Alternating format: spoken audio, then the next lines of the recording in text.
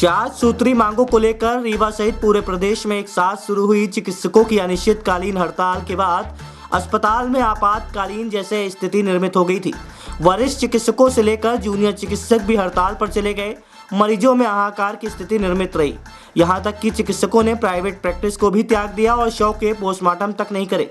जिला स्तर पर कलेक्टर, कमिश्नर, एसपी चिकित्सकों के साथ बैठक ले रहे थे, लेकिन किसी भी प्रकार का निर्णय निकलता नजर नहीं आया। आपको बता दें कि ये प्रदेश स्तरीय हड़ताल जिसमें चिकित्सक सीधे सरकार से अपनी लड़ाई लड़ रहे हैं। श्यामशाह मेडिकल कॉलेज के संजय गांधी अस्पताल, आउटडोर जिला चिकित्सालय सहित सभी स्थान चिकित्सा विहीन दिखे। ऐसे में मरीज इधर उधर अपने इलाज के लिए भटकते रहे। चिकित्सकों का कहना था कि वे अपनी 4 सूत्री मांगों को लेकर प्रदेश सरकार को कई बार ज्ञापन दे चुके हैं, जिसमें मात्र आश्वासन ही मिला।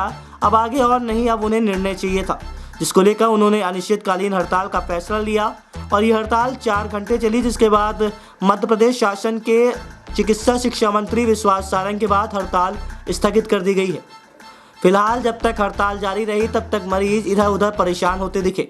प्रस्तुत एक झलकी सहित प्राप्त जानकारी के अंश। क्या होने वाला अब आगे ये हमारे जो अथॉरिटीज़ हैं हमारी बातों को किस तरह वहाँ पे रखते हैं, इस पे निर्भर करेगा, क्योंकि ये लोकल लेवल की स्ट्राइक तो है नहीं, प्रदेशव्यापी आंदोलन है और जो भी निर्णय लेना है वो भोपाल में बैठे उच्च अधिकारियों, मंत्री जी और मुख्यमंत्री जी को लेना है।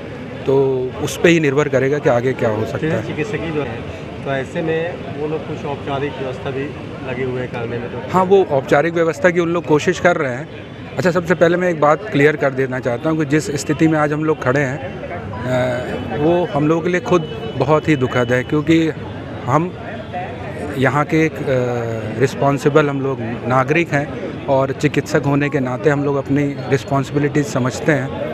पर पिछले 2 महीने 3 महीने से, और ये जो हमारी मांगें पिछले 10 सालों से उनके सामने रखी जा रही हैं, फिर हमने पिछले 3-4 महीनों से उन पे कि आप नियमित रूप से उन्हें अपनी बातें पत्र के माध्यम से स्वयं मिल के कोशिश करते रहे कि वो इस बात को समझें और आज की स्थिति ना निर्मित होने दें।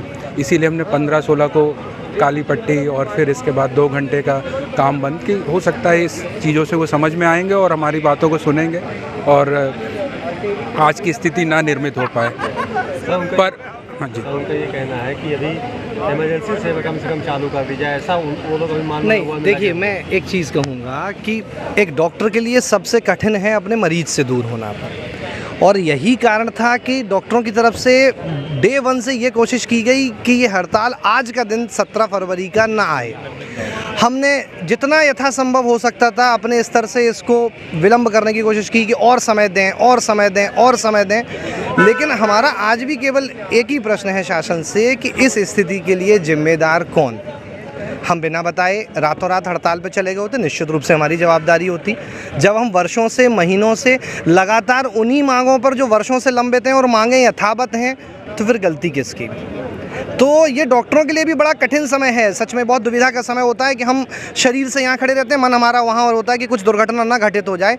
लेकिन ये सरकार ने मजबूर किया, भाई सारे डॉक्टर एक साथ आए तो कुछ मजबूरी रही होगी कि शासन प्रशासन ने समय लेते संज्ञान नहीं लिया। और हम तो आज भी चाहते हैं कि वो संज्ञान लें, बात करें। हम तो यथाशीघ्र काम पर वापस आना चाहते हैं, लेकिन कहीं ना कहीं बस हमारी मांग एक ही है कि जो वर्षों से लंबित मांगें हैं वो मांगें तो कुछ है ही नहीं, विसंगतियाँ हैं। जैसे ये मांग नहीं है कि राज्य शासन अपने शासन के समस्त विभागों को 1 जनवरी 2016 से 7वां वेतनमान देता है, डॉक्टर्स को छोड़ देता है। उन डॉक्टर्स को जो 2 साल से कोविड में जूझ रहे, जिन्होंने अपने परिजनों से दूर रहे, अपनी खुद की जानें गंवाई, या क्या इसको मांग कहेंगे कि विसंगति कहेंगे। राज्य शासन एक तरफ खुद ये कहता है कि राज्य शासन के समस्त अधिकारी कर्मचारियों को सेवा में बढ़ने के समान अवसर प्राप्त हों, इसके लिए क्लास 1 क्लास 2 8 साल में और क्लास 3 क्लास 4 को 10 साल में हम समयबद्ध पदोन्नतियां देते हैं।